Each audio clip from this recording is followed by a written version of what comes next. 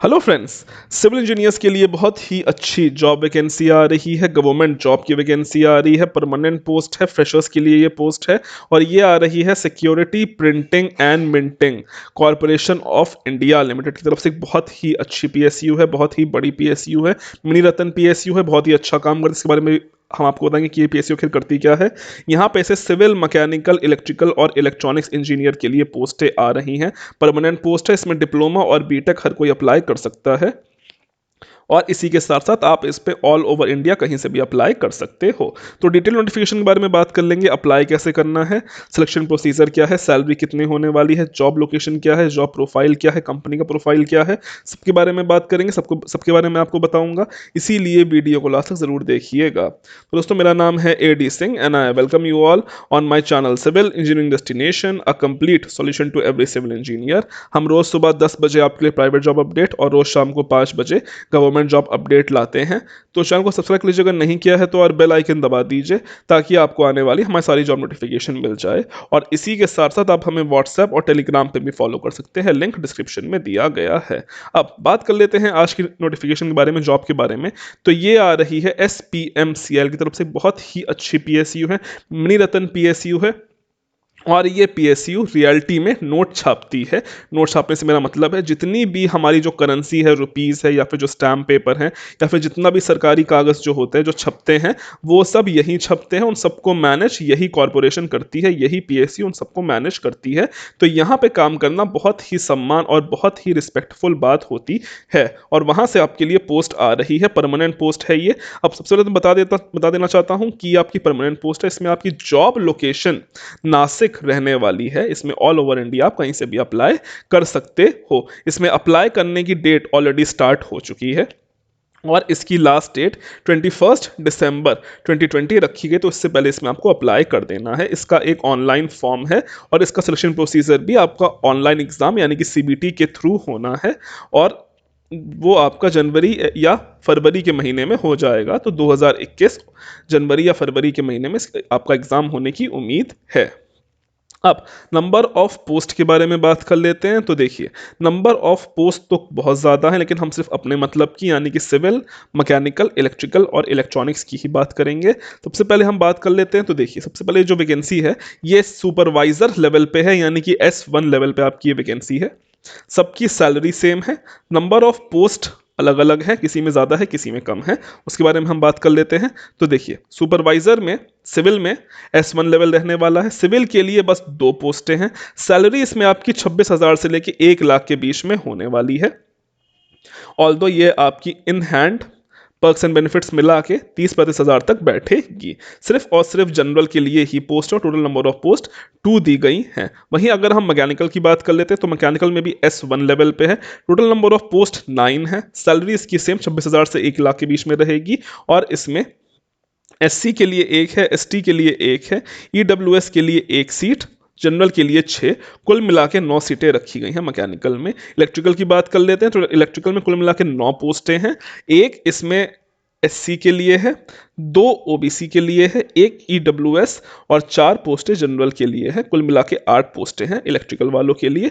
और वहीं इलेक्ट्रॉनिक्स के लिए बस 2 पोस्टें हैं और वो दोनों पोस्टें जनरल कैटेगरी की हैं। बाकी सैलरी और लेवल सबका सेम रखा गया है। अब बात कर लेते हैं क्या क्या इसमें फाइनल ईयर एलिजिबल है या नहीं। तो अगर आपकी मार्कशीट्स या अगर आपका बोनाफाइड, अगर आपका रिजल्ट 21/12/2020 यानी कि इस फॉर्म की लास्ट डेट को भरने से पहले आ जाता है, तभी इसमें फाइनल ईयर वाले अप्लाई कर सकते हैं। जिनका रिजल्ट आ गया है, मार्कशीट आ गई है, वेल एंड गुड, वो इसमें ज़रूर अप्लाई कर सकते हैं। नहीं आया है तो आप वेट कर लीजिए, अगर तब तक आ जाता है तो आप इसमें अप्लाई कर सकते हैं। अगर एग्ज़ाम हो गया है, रिजल्ट मिल गया है, रिजल्ट पता चल गया लेकिन मार्कशीट नहीं आई है, तो आप अपना बोनाफाइड बनवा के भी इसमें अप्लाई कर सकते हो। बोनाफाइड चल जाते हैं। बोनाफाइड आपका 6 महीने तक वैलिड रहता है। मैं आपको बता देता हूँ ये बात। एज लिमिट की बात कर ले तो इसमें एज लिमिट 18 ईयर्स से लेके 30 ईयर्स रखी गई है। तो 18 से 30 साल के कैंडिडेट इसमें अप्लाई कर सकते हैं। गर्ल्स और बॉयज़ दोनों ही अप्लाई कर सकते हैं। नंबर ऑफ पोस्ट मैंने बताया सुपरवाइजर की है, S1 लेवल पे 30 ईयर्स रखी गई है। अब किसी तरह का एक्सपीरियंस नहीं मांगा गया है। क्वालिफिकेशंस की बात कर लेते हैं तो सबकी क्वालिफिकेशंस सेम है। अब अगर हम क्वालिफिकेशंस में बात कर लेते हैं सुपरवाइजर में, तो अगर इसमें आपने 3 साल का डिप्लोमा या फिर 4 साल का बीई बीटेक किया है या फिर बीएससी इंजीनियरिंग किया है तो आप इसमें अप्लाई कर सकते हो। तो डिप्लोमा और बीटेक दोनों ही अप्लाई कर सकता है। सिविल, मैकेनिकल, इलेक्ट्रिकल, इलेक्ट्रॉनिक्स में अगर आपने बीई बीटेक या फिर डिप्लोमा किया तो आप इसमें अप्लाई कर सकते हो अपनी ही ट्रेड के लिए। तो ये इसकी क्वालिफिकेशंस हैं। अब ये इसका ऑनलाइन फॉर्म है, इसमें आपकी फीस भी पड़ेगी। तो इसमें अगर आप जनरल या फिर ओबीसी कैंडिडेट हो तो आपकी फीस 600 रुपये पड़ जाएगी, प्लस जो भी टैक्स होगा आपको देना पड़ेगा। अगर आप एससी एसटी या फिर फिजिकली चैलेंज्ड हो, पीडब्ल्यूडी कैंडिडेट हो, तो आपको 200 रुपये फीस देनी पड़ेगी और इसके साथ जो भी टैक्स पड़ेगा वो आपको देना पड़ेगा।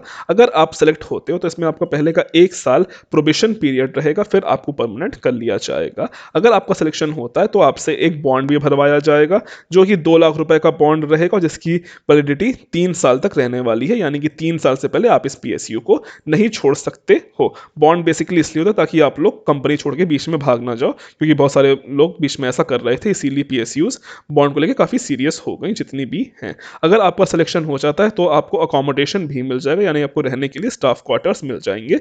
जॉब लोकेशन है इसकी नासिक रहने वाली है। सिलेक्शन प्रोसीजर की बात कर लें तो इसमें आपका ओएमआर यानी कि मानिए आपका सीबीटी कंप्यूटर बेस्ड टेस्ट होगा जो कि ऑब्जेक्टिव बेसिस पे रहने वाला है, जो कि टोटल इसमें आपका 120 क्वेश्चंस होंगे। 1 मार्क का एक क्वेश्चन होगा। टोटल टाइम 2 घंटे मिलेगा और कोई भी नेगेटिव मार्किंग नहीं रहेगी। और ये आपका हिंदी और इंग्लिश दोनों ही भाषाओं में आप इसका एग्जाम दे पाओगे।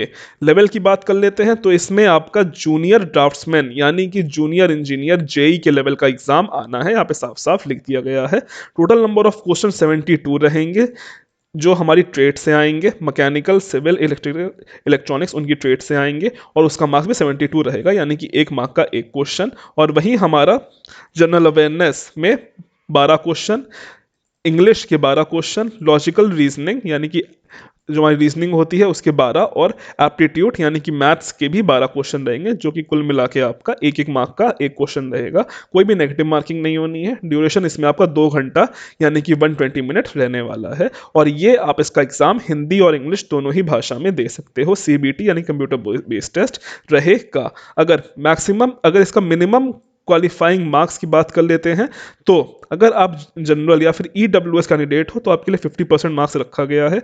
ओबीसी के लिए 50% मार्क्स, एससी एसटी के लिए 45% मार्क्स रखे गए हैं।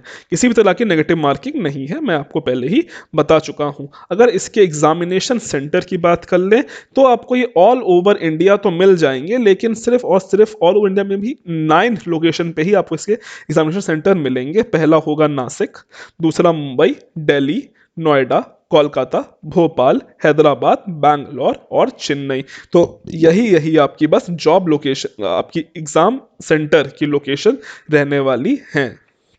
इसी में से आपको किसी का फॉर्म एक भरना होगा। तो ये बेसिकली इसका फॉर्म के बारे में आपको बता दिया है। अब इसमें अप्लाई कैसे करना है थोड़ा उसके बारे में भी समझ लेते हैं। तो इसमें अप्लाई करने के लिए ये इसकी ऑफिशियल वेबसाइट है, इसका लिंक मैं डायरेक्ट डिस्क्रिप्शन में दे दूंगा।